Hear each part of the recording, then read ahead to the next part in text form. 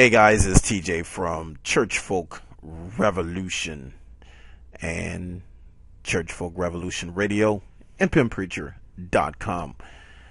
We brought you the story a few months ago about Bishop J.D. Wally, Life Center Cathedral. Bishop J. Douglas and Lisa Wally.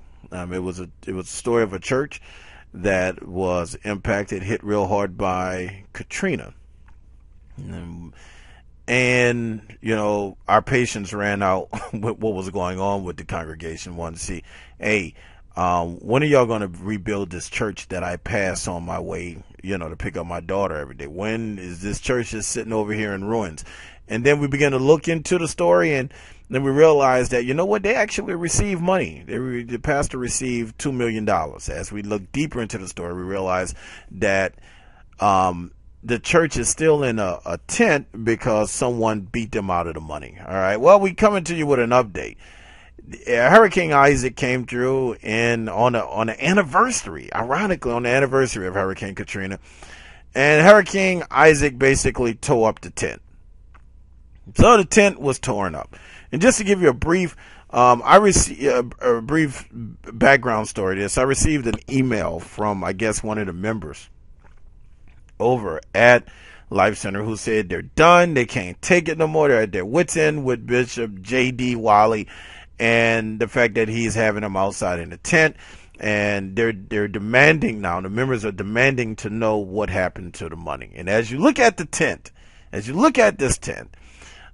the conditions of it, is obviously that they couldn't have church in this tent anymore.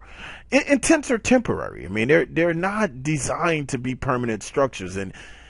And Bishop J.D. Wally, after receiving $2 million, should have had enough money to repair this congregation, to repair this church. But as you can see from the pictures, it's obviously that there were no signs of not only them repairing their actual building, but prior to Hurricane Isaac, there appeared to be no signs that they were going to actually move out of the tents. Because you can see they put sheetrock in the tent. They put flooring in the tent. And, the tents were on the side of the steeple, by the way. But it was really a weird, bizarre thing. Because this is, in fact, 7 years after Katrina. So any church or congregation who wanted to recover had long since recovered. And here's this eyesore sitting on General de Gaulle, completely destroying the property values of. They got some nice homes around here. On the side that the church is on, those are some moderate average income homes, but across the street, those are some very higher property value homes. And those were some of the people that reached out to us who were sick and tired of this eyesore of a church. Basically, their patience ran completely out. And Pimp Preacher, we are an accountability site. We believe in holding pastors accountable, especially those that we feel are taking advantage of their congregation. So we decided to look close, really, really close, at what was happening at Life Center Cathedral. So we went to the church. Yeah, we went to the church, and we wanted to see, has there been any progress? Has there any progress, just a little progress, since Hurricane Katrina hit? And as we showed up there at Life Center Cathedral, we were amazed to see that this church still laid in ruins. It looked like Katrina just hit yesterday.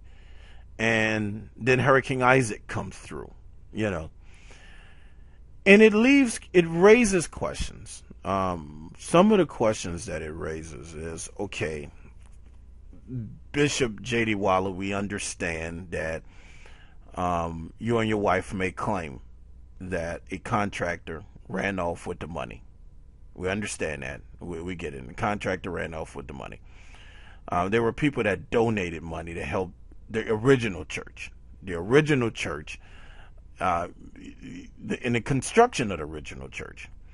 So the people that donated money and the people that were regular members of this church, tried to hang in with you after you said that a contractor ran off with the money. And then the question became, okay, what about the money that you've collected in the tent? What about the money that was collected in the tent? You had service there every week, all the way up to Hurricane Isaac. What happened to that money? And so when Pimp Preacher decides to investigate this, and they discover the money that you were actually collecting, just an estimate. Pimp Preacher took an estimate of $20 a member, something as small as that, and we based it on how many years it's been since Katrina, and the fact that you guys were having church in these tents. Then you were actually collecting tithes and offerings in the tent.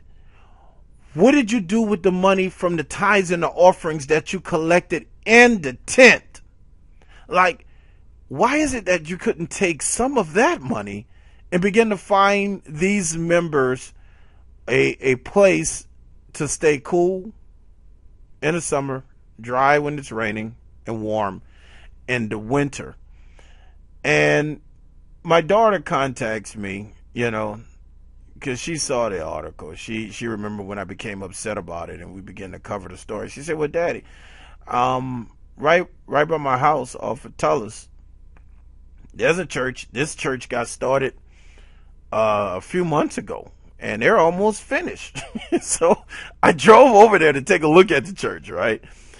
And she's right. They started this church. Well, she noticed the construction of the church in April sometime. So she said, well, Daddy, the church they started in April, they're almost finished, So I go over there, and as you can see, parked the car, I get out, and I'm taking a look at this church, and I realize, yes, it's a metal building, okay, with a really nice front to it. There's a really nice front to this. It's a metal building. But this guy has basically took a metal building and he's putting some stucco finish up there. He has a nice foyer, drive through. But whoever the pastor is of this church, and I don't know who the pastor is. I asked a couple of people around. Nobody seems to know the name of this church on Tullis. But this gentleman is building an actual church for his members. And it raises the question, Bishop J.D. Wiley, is why is his members still in a tent when this guy starts building a church around the beginning of the year, and here we are September and they're done? I mean, they're going to paint this thing and it's finished, and you don't have any signs of your project being done or completed. We also received word that you guys you're going to worship now in a high school auditorium. So we do applaud you. Yeah, we do, J.D. Wiley, applaud you somewhat for getting the members out of the tent into the high school auditorium. But it does seem that God has returned you back where you started, which was in the cafeteria of a school. And now he's returned you back to another school, and this appears to be the judgment of God. And we're going to continue to follow this story. We're going to continue to stay on top of this, because this is an accountability issue. We do feel that Bishop J.D. Wiley should be held accountable, along with any other pastor who feels that they have the right to abuse the members. They have the right to abuse those that sit in the pews. They have the right to do whatever they want to do with money that is donated to the body of Christ, that should go to address the needs, issues, and concerns of those that sit in the pews, the people that Christ loved. Well, we didn't see that here. We saw a preacher who appears to have taken the money and used it for whatever. The person who reported to us says in English turn. We're unable to confirm that, but that came from one of his members. We have no way of knowing this, Bishop J.D. Wiley, unless someone in your circle reports it to us. And these stories are coming from members who have sat in a tent, who have gotten tired of sitting in a tent. So I'm glad that you now have them in an auditorium, but it still raises the question that after $2 million and countless amounts of tithes and offering that has been collected, why are the members in the auditorium of L.B. Landry, Bishop J.D. Wiley, and not in the sanctuary of a building that you have purchased debt-free with the money that they have invested in you? Just a few more questions for you, Bishop J.D. Wiley. This is TJ, and this is another PimpPreacher.com report. That Bishop Wiley has in fact paid off his home.